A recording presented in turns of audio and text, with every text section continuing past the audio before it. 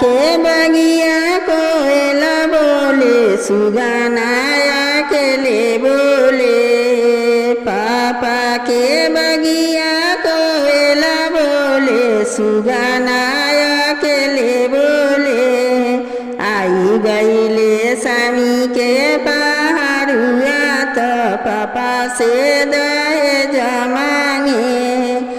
आई गईले स्वामी के पहाड़ुआ तो पापा से दहेज मांगे पापा जे उठलन दहेज ले ले दाना ले ले सखी सजे उठलन खोइछा ले ले औरो दूभी धाना ले ले सखी सजे उठलन खोइछा ले ले औरो दूभी धाना ले ले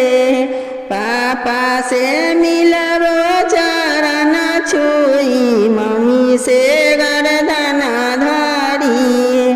सखी से मिलबो चलन के बेरिया अब सखी दूर भैली सखी से मिलबो चल के बेरिया अब सखी दूर भैले।